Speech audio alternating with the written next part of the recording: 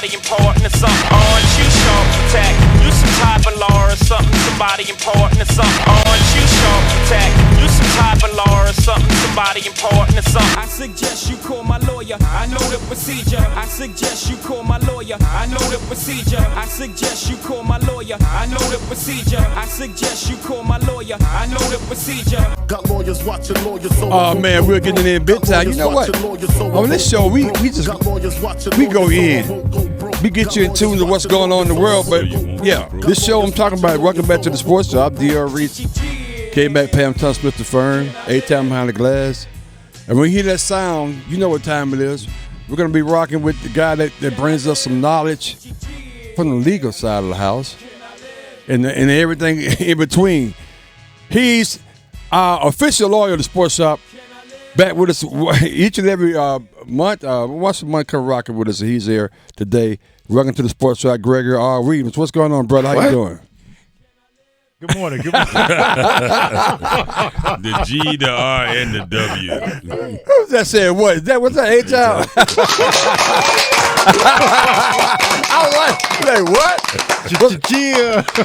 So great. Let's jump right on it, man. I think you got some hot stuff you want to talk about today. Yeah, man. This is kind of the shot heard around the world. Mm-hmm.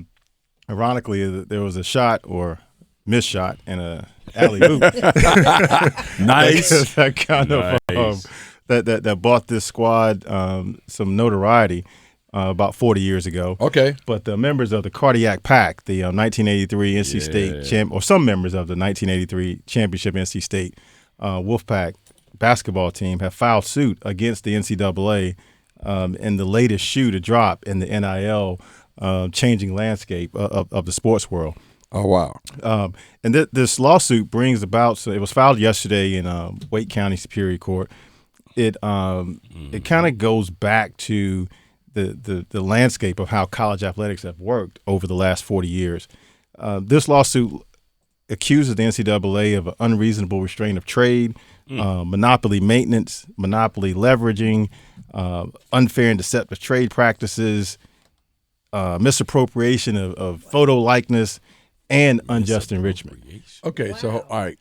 So my first question is: we heard last week where You know how you get there. the NCAA had this settlement with the schools, if you will.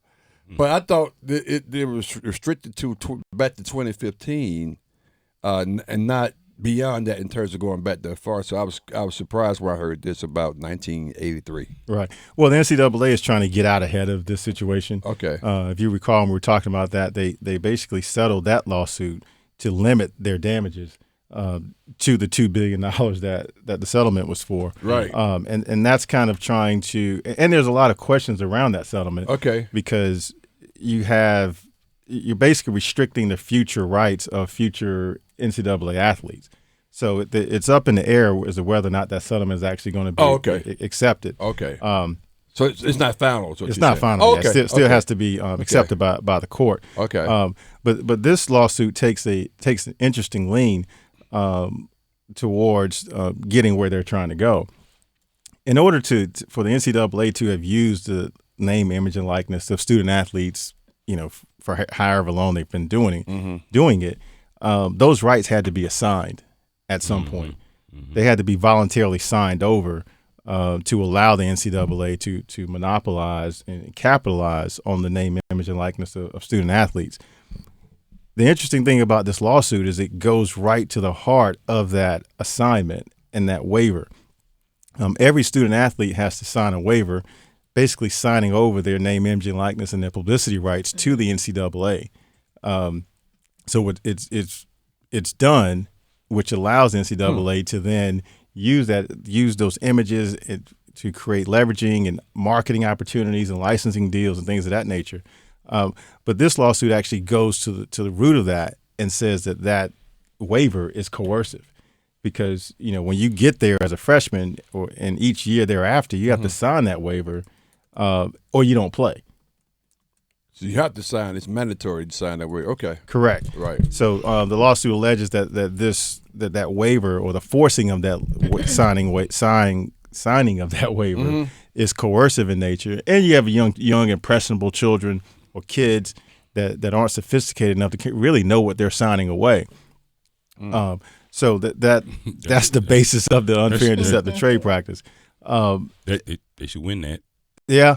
Young and inexperienced. They should win that. They should win that argument. Hell, I may be able to argue that one. I know. But also the lawsuit kind of goes back through the history of the NCAA to back when there were two tournaments. Well, there's still two tournaments, but back when teams could play in both tournaments, the NCAA and the NIT. Right. City College actually won both in 1 year. Won the NCAA and the NIT. Why they did that? Yeah. So the NCAA then passed they changed the rules to prevent teams from playing in both tournaments. Right. And they further changed the rules to say that if you spurned an invitation to play in the NCAA tournament, you could not play in another postseason tournament. Okay. Thereby eliminating competition. Creating the kind of so I can see it. Okay. Yeah, creating the monopoly. Yeah. So that so you sort of see how that kind of started. Then it goes a little further with monopoly leveraging, where the NCAA requires each of its member institutions to force their student athletes to sign over their media rights to the NCAA in perpetuity. See, this is going to start up. But see, this is what happens when you have bored first-year interns. And you give them an assignment, they went and dug up all. They probably came back and said, "I think we got something here." Yeah. Right, and I think this is kind of we keep saying that this is the tip of the iceberg. Whew. I think this is the tip of another iceberg, a bigger iceberg, because this is the cardiac pack. You've got the Fab Five. Oh yeah. I was going to say. Yeah. Definitely the Fab Five. You've got those people that wear blue and paint all that paint and stuff on their face and act a fool on the sidelines. You got that group of people. So you mean the smart people that probably help with this lawsuit? You've got the people probably help with this lawsuit. The one that created the analytics behind going to do some of this research. Yeah, you're right. You've got Jordan, one of the most iconic shots in NCAA history. If you think about the commercial, the reel that runs every March, setting up the NCAA tournament. Those are some, and some of the like the Running Rebels, Larry Johnson and those guys.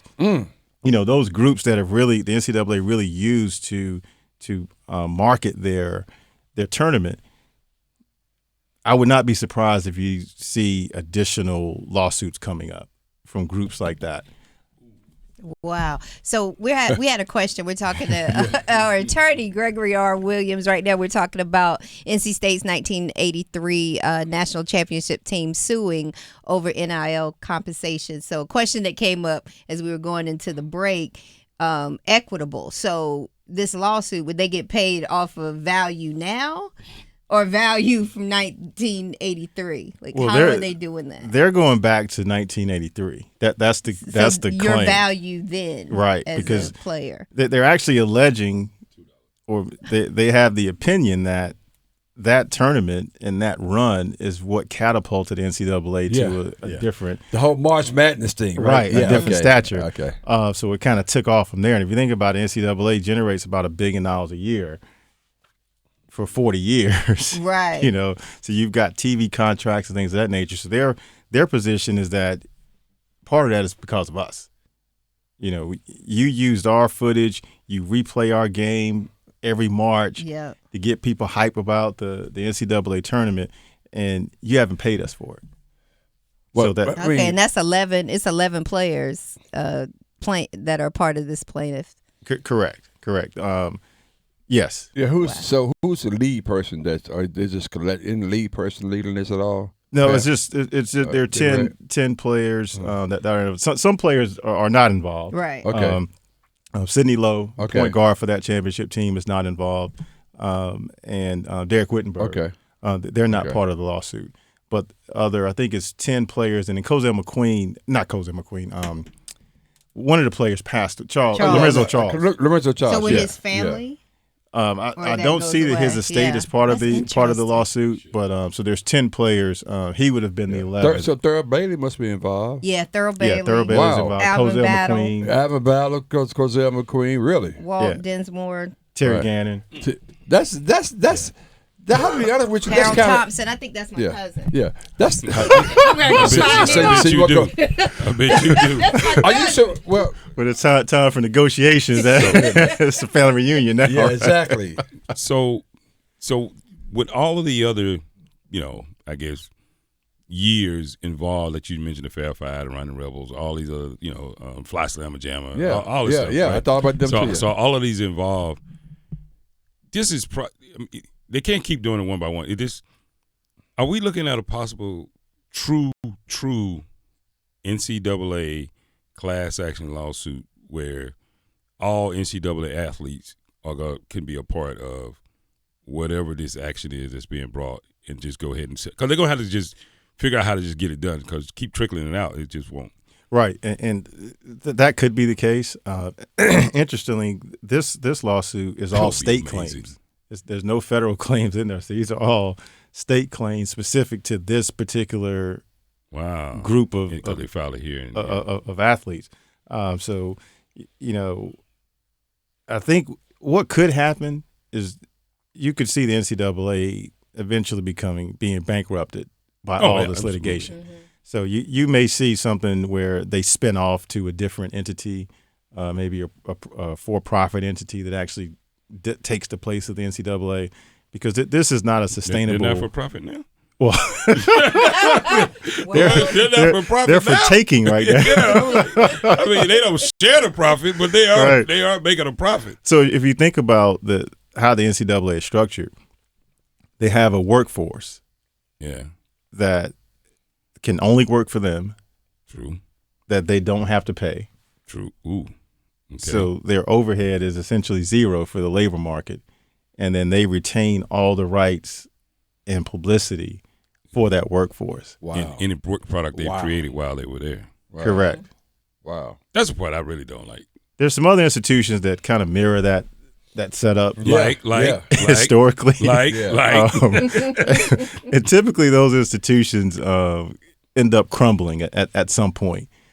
So it's going to be interesting to see how this moves forward. But Yeah, I was really surprised to hear this. But to your point, I'm like, what's going to prevent a gazillion other people doing the same thing? Oh, that you can believe that there's going to be additional lawsuits, and then the issue is going to be how does it get resolved? Kind of like Live in the PGA Tour, kind of the same scenario where the parent organization was keeping the lion's share of the profits for themselves and not sharing it with their workforce, and then until they were forced to by a competitor that comes up and says, hey, well, we're going to steal your workforce. So the NCAA is going to have to respond, in this settlement, this $2 billion settlement, is probably going to get expanded to include a larger class of student athletes. This could be out of control. Yeah, Out of control.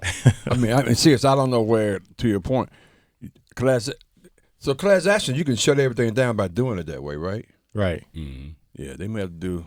They might do a global. Anything y'all ever thinking about? Put it in now. Put it in now. Right. Or here's some money, and we done after this. Right. Yeah. That would be the smart thing for them to do, to try to bring everything under one umbrella. Yeah, because you got to certify, because if you don't, there's no way. Yeah. If you just did one of these a year for the next 5 years, 10 years, it would bankrupt Yeah. the NCAA. Absolutely. So like this year we do cardiac pack.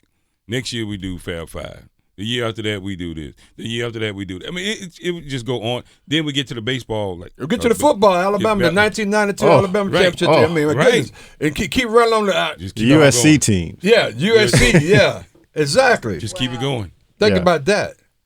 Yeah. It's a few instances where the NCAA is going to say, okay, hold. If you agree, if the court says we should have paid and we should do this, we got to. All right, I get it. Right. Everybody, you said, if you were an NCAA athlete from this time to this time and you have a legitimate claim, y'all split this $2 billion up, right? Well, it's $2 billion now, so Okay, 8 billion. It's got to get bigger because you're bringing in more people. So you split this $8 billion up, right? And everybody get these $4, and y'all go on back. It's the same thing. Right. Hell, I sued GMC. 25 years ago, I got $3. The interesting thing is going to be how to determine which group is entitled to what. Right. From each group, because you've got you've got different groups that were big as a whole, but then you had like kind of the Jackson 5. You had Michael Jackson, and then you had the other guys, the other brothers, Tito and Randy. Right. So real quickly, because we're up against it. So I know it's still early in the ball game. What do you think is going to happen? I think the best course of action would be for the NCAA to try to get ahead of this and bring everybody under one tent, because these allegations are pretty strong. I think it's a really tight case. With some great arguments, and this one is. I don't think they want to address it publicly. Hey, look, wait. If he can explain it on 4 pieces of paper, we understand it. Y'all ain't got a chance in hell. Okay, you ain't got a chance in hell with it. We keep it simple, baby. I said, yeah, they did that. Yeah. Oh, yeah, they did that. Yeah, they did that too. You play that every March. I know. Yep. Yeah, I'm looking at it differently now. I'm like, man, when I stop playing? Right. I've been just going to Division 1, Division 2, Division. We're gonna try to get all divisions. Hey, I want my daddy's record. I was just here thinking, if I sign any piece of paper ever with NCAA on it, I'm getting my money. It may be $3, but I want my money. It was signed under duress. Well, I'm just trying to find out where Harold is, because I think that's my cousin. It's signed under duress. Well, how can people contact you if they want to know any information about this or other things that you do? Because you do a lot, my friend. Hit me up at the website, grw-law.com. You can also call the office, 919-282-4696. And if you catch me on the golf course, I'll be in my gear going low. That's right. That's what you see down here. Right there. Everybody, Sherrod gave you a shout out last week about you were in the tournament last year. Yeah. I'm defending champion there. Yes.